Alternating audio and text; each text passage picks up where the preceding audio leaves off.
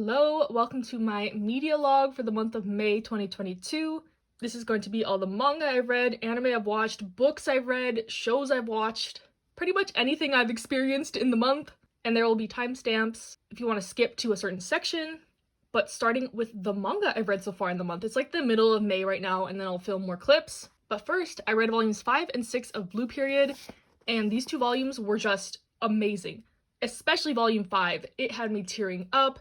The scenes at the beach were so beautiful in my opinion, and volume 6 has the conclusion of this arc, and honestly, that could have been the end of the series and I would have been satisfied. It was so good. Such a good conclusion, but I'm excited to see where it goes on from here.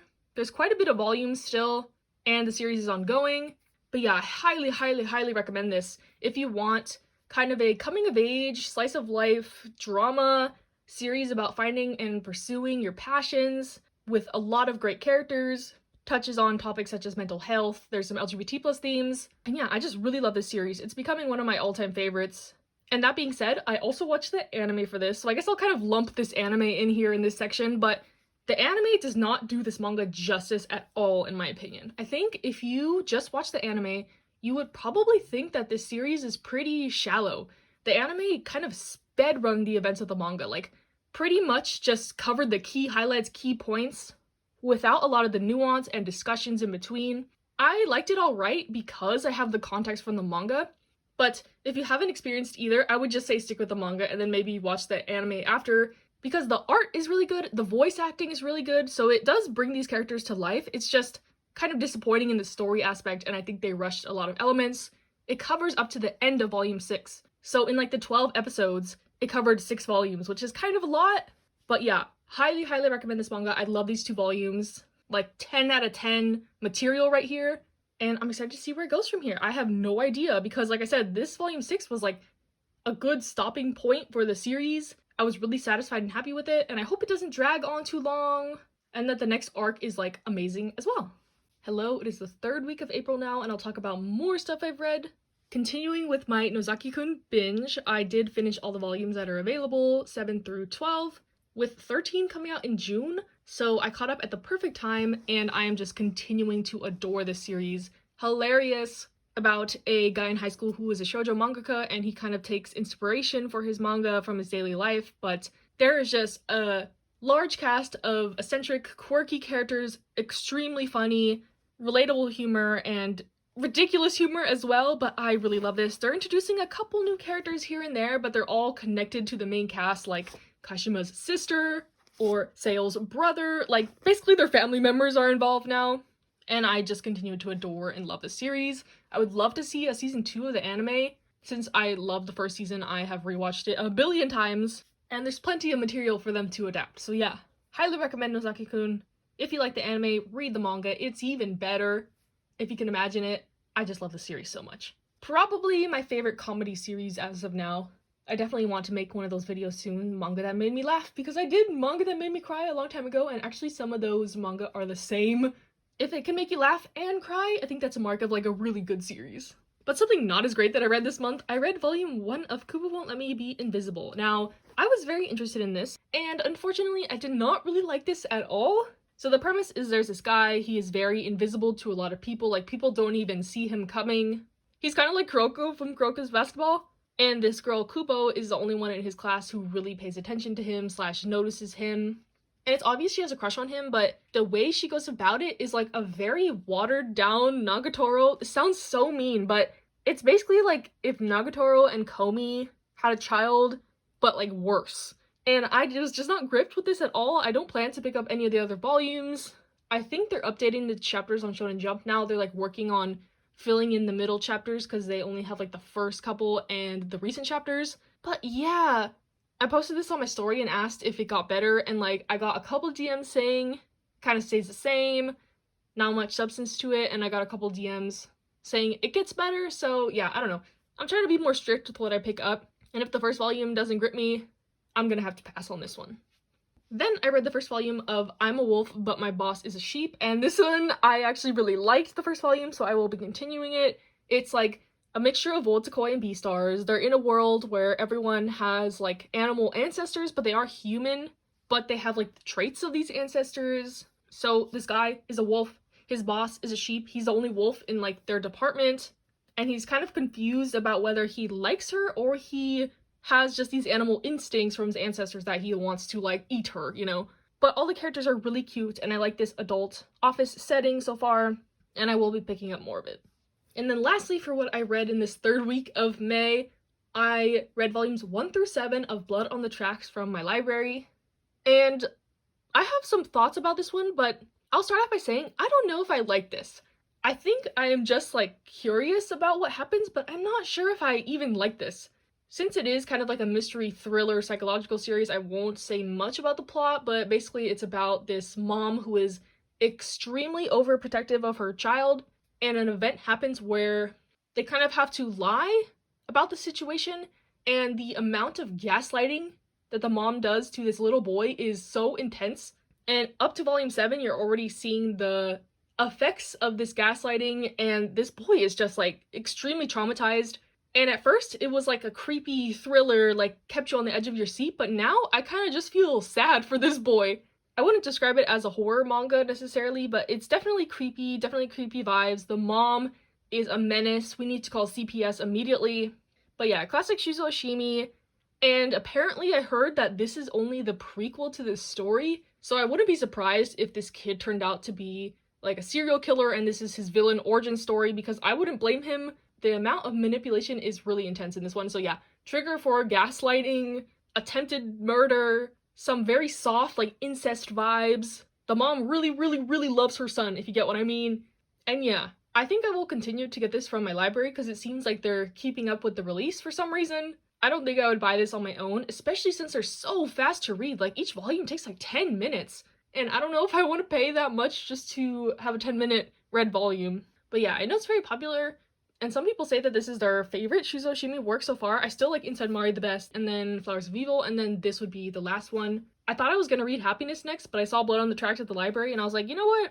Might as well give this a shot if I'm going to try to read all his works. But yeah, I'm intrigued about it, but I don't know if I even like it at this point. I just feel sad for this little boy. The mom keeps saying how she wants to leave the family and leave this world and blah blah blah. Okay, leave. Leave then. Like, I can't stand her. But yeah, that is the manga I read in this third week, and then I'll be back at the end to update the rest of the stuff I've read.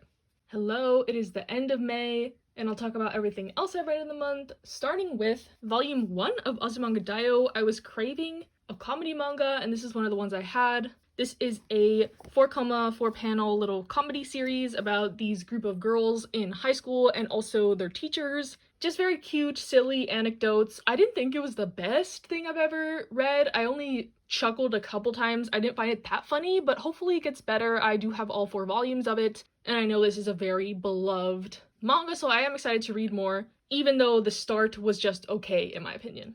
Next, I read volume 4 of A Sign of Affection, and this was not just okay. This was really good.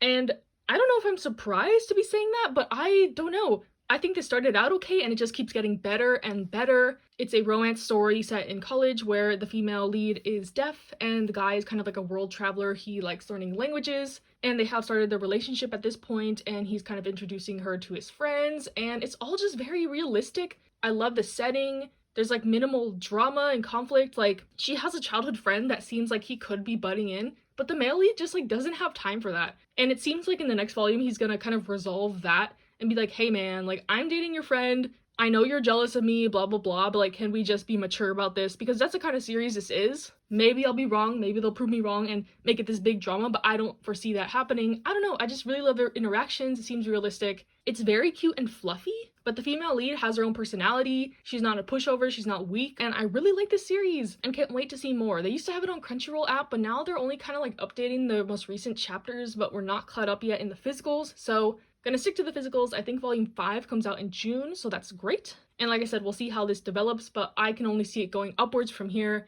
Really good, highly recommend if you want a college romance that is very like low-key, but also has moments that gets your heart pounding, heart fluttering, stuff like that. I really enjoy this, and I think a lot of people enjoy this too, because when I posted on my story that I was liking this, I got like so many DMs and like likes on the story, so I think this is a pretty popular one for a good reason. Next, I read volume 17 and 18 of Beastars. Volume 16 was a little bit rough for me. Not rough, but like the worst volume in a while in my opinion, but these kind of redeemed it.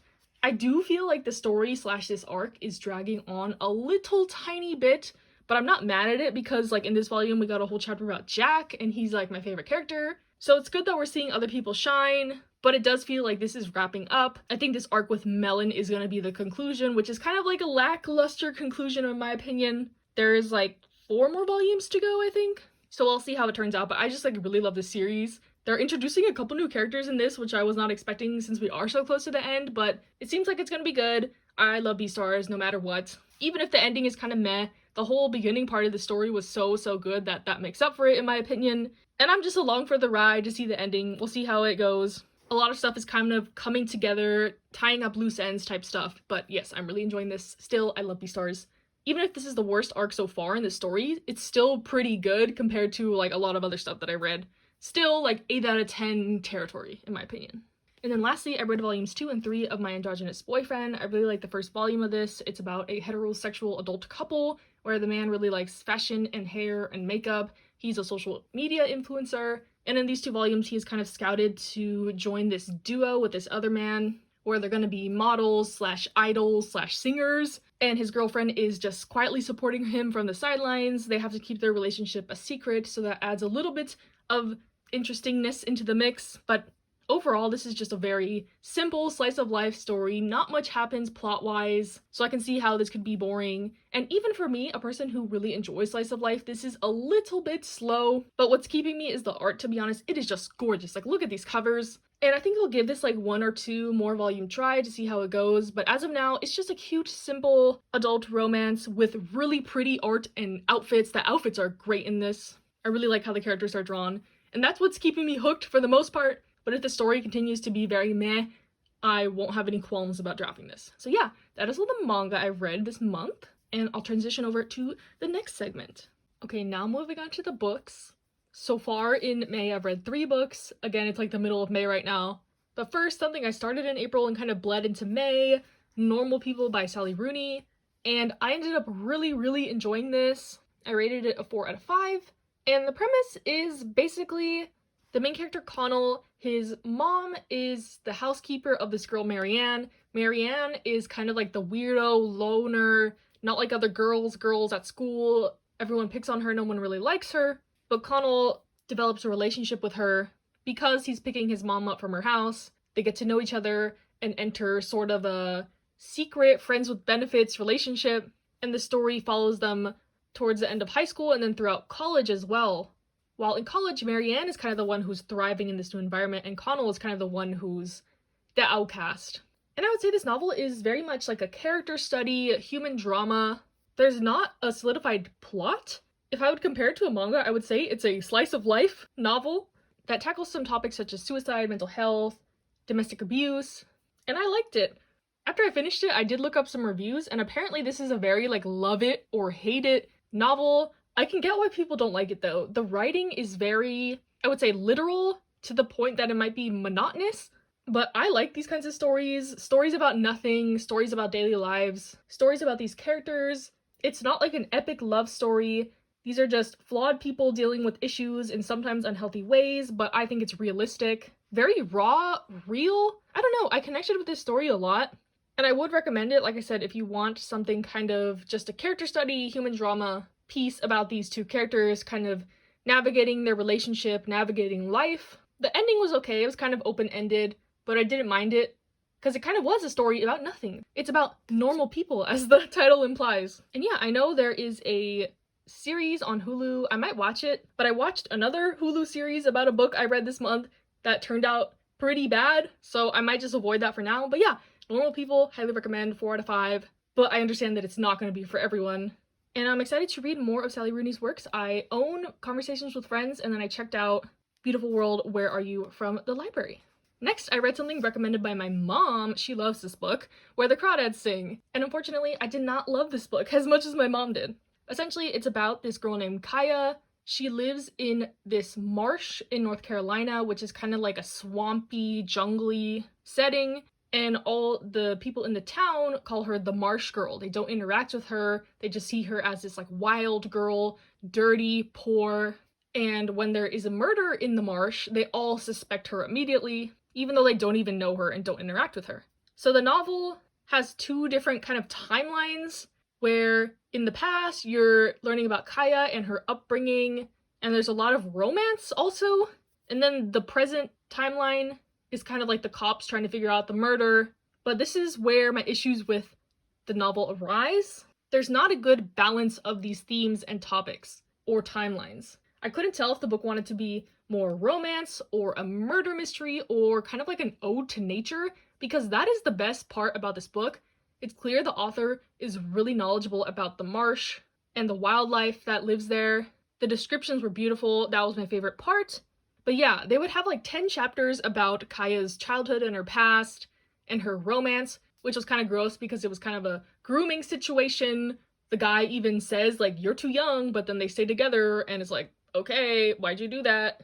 And it also includes stuff like rape, domestic abuse, bullying. She had a rough childhood and a rough upbringing, which was interesting to learn about at first, but then, like I said, it delves into this romance, and then another romance, and it just got kind of convoluted. While on the other side, they were trying to solve the murder or whatever. But that would only be like a really short chapter in between all this past stuff. And then at the very end is not until they had like the big trial and everything kind of came together. So it felt kind of like an afterthought. It was a very weird pacing, I would say. The pacing is off in this book. And the direction.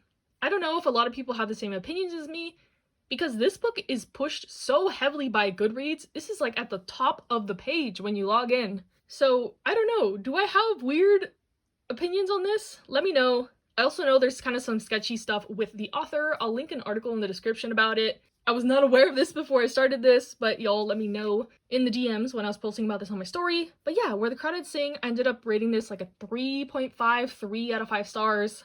Wasn't really my thing. I can see the appeal, but it just wasn't for me.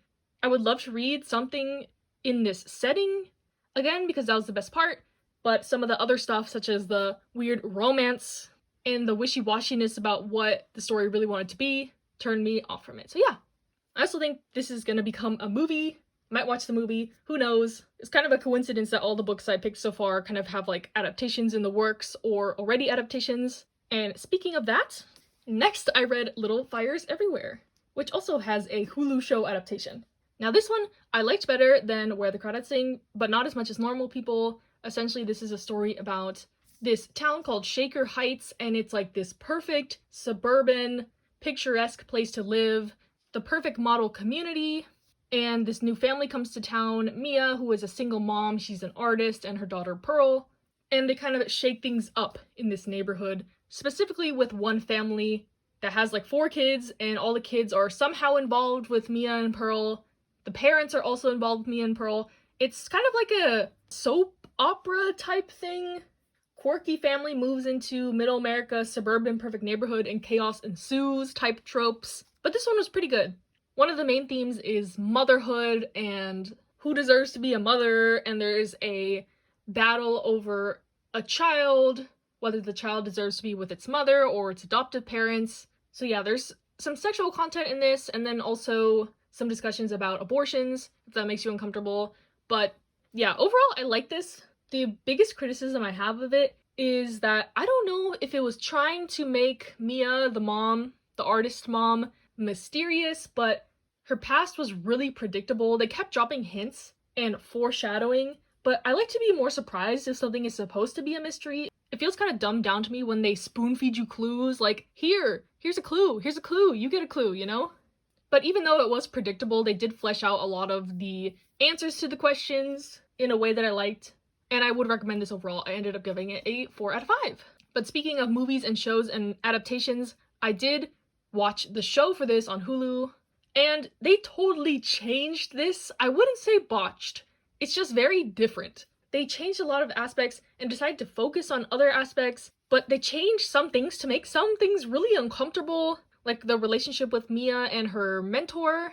But yeah, some of like the core messages kind of got misinterpreted in the show, but I think the author was like one of the directors of the show, so if she wanted to make it like that in the show, good on her. It was entertaining, but it just had kind of like the base plot of the book and expanded on that in a show format. I think if I just watched the show like without any prior knowledge of the book, I would have enjoyed it, but since I had just read the book, every time something happened that was different, I was like, wait a minute, did I not read that right? Like, what is happening? I even looked up an article later, like, all the differences between the show and the book, and I was like, okay, yes, I'm not crazy.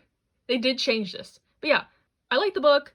The show was okay if I hadn't read the book, and I wouldn't recommend the show if you like the book for what it is, unless you're okay with kind of like a totally different interpretation of the book. So yes, that is all I read in the first half of May for the books, and then I'll be back with the rest of my reads. Okay, we are in the third week of May now again, and I've read one other book so far. I read Heaven by Meiko Kawakami. I read Breasts and Eggs last month, and I really loved the writing, but the subject matter was a little for me, so I wanted to try one of her other works. And Heaven is definitely different subject matter. This one deals heavily with bullying, like graphic and extreme bullying. So if that's triggering, please stay away. This one was just a sad, I would almost call it a novella. It wasn't very long, but it's basically about this kid in middle school, and he has a lazy eye, and he is severely bullied because of it. And he befriends this other girl who is also extremely bullied for other reasons, and it's about their relationship and kind of finding solace in each other. But this one has a lot of like kind of deep philosophical discussions that are a little bit too much for me. I'm not a huge fan of that kind of writing, and I did end up liking Breasts and Eggs better. This one was good. I gave it like a 3.5, 3 out of 5. I would read it again, but it wasn't my favorite thing ever. The conclusion was really nice, and it brought up a lot of questions about bullying and why people bully, who gets bullied, that kind of stuff. But yeah, some of the stuff described in this is like horrendous. Keep that in mind going into it if you want to read this. Hello, it is the last week of May again, and I finished one other book this week, Fangirl by Rainbow Rowell. So I had read the first volume of the manga / graphic novel for this earlier, and I figured I'll just read the novel because the art didn't really add anything to it in my opinion. And even though I really like this novel, I can't recommend it in good faith because after I posted about it on my Instagram, I got some DMs informing me that the author has had some very anti-Black, anti-Asian sentiments in some of their other works, and that obviously does not align with my morals. And I know some people can separate art from the artist, but I'm not one of those people. I do not like to support creators that do not have morals that align with mine. This is very easy for me to do with manga because I am so like involved in the manga community. There's certain works I will not read because of that, even if I buy it used to not support them monetarily or whatever. I don't like giving exposure to the series, especially if I like it, promoting it in any form, since I do have this platform. Even if it's not a huge platform, it still is a platform, and I feel responsible for what I'm recommending and putting out here. So yeah, even though I really did like this novel, I can't recommend it in good faith. And that kind of leads me to where book content will be going in the future for me. This kind of made me think about it a little bit. It took me about 8 years to even feel comfortable recommending manga to other people, and since I am so new to the book scene, I think I'm gonna tone it down a little bit until I am more comfortable with it and know more about authors and stuff like that. And thank you to everyone who let me know. I don't know, I feel like this has happened with like 3 of the books out of the 15 that I've read this year. Like the stuff with the Where the Crawdads Sing author, that as well. The more I think about it, I didn't even like that book very much, and the fact that the author is like that. So yeah, I don't like making mistakes like that. So I think I'll cool it a little bit on the book content for now. I would hate for any of my recommendations to alienate communities or people. I think I try to be very careful with like providing trigger warnings, and I've made my stances on a lot of issues very clear. At least I hope so. So yeah, that is my thoughts about this. Just wanted to put this out there to warn / provide some insight on my thinking about this. So yeah, other than this, I am like 75% through with Anxious People. I really like this so far. It's really funny. I don't know why I thought it would be serious when it literally says laugh out loud funny on the cover. But yeah, this has a really good balance of like serious / funny moments. And I'll talk more about this when I finish it. I'm almost done. And then next I'll probably read a man called Ova. I think it's Ova. Someone corrected me in the comments before. And Beartown has also been recommended to me. And this is a really strong start. So if those are even better, like people say, I'm really excited to read them. And then moving on to the shows I watched in May. I already talked about Little Fires Everywhere a little bit when I was talking about the book, but to recap, the show was very different from the book, and even as a standalone show, I thought it was just okay. If you're a fan of the book, I don't really recommend it, because if you're like me, you get kind of annoyed with all the little changes and differences, but if you just want to watch the show as a standalone, I think it would be okay. And then speaking of a book / graphic novel adaptation, I did watch all of Heartstopper on Netflix. It covers like the first 2 graphic novels, which I have read, so I felt comfortable watching it. But I did hear that it got renewed for like 2 more seasons, which is really good. If you don't know what it's about 2 guys in high school in England. One is kind of a jock, more outgoing guy, and it's about him befriending the more quiet, outcasted one. He's openly gay, and this jock guy is kind of still figuring out his sexuality, and it's just a really heartwarming, cute story. And I know a lot of people in the community don't really like to see these cute, unrealistic quote-unquote stories, but for me, I really like them. I think they're really needed. A good break from a lot of these like tragic, rooted in really dark topic queer fiction and media. I would say it did gloss over some of the more serious topics in the graphic novels, but we'll see how that carries on to the next seasons. I don't know, I really liked the casting, I liked the music, I liked the cinematography. Everything was really good in my opinion, and it was just cute, good fun. And I would highly recommend it. It's only like 6 episodes, so very fast, and I'm excited about the future of it. And I do need to read more of the graphic novels. I have them all now, so definitely will be reading volumes 3 and 4 in June for Pride Month because, I don't know, it'll just get me in the spirit, and I really like the first 2 volumes of it.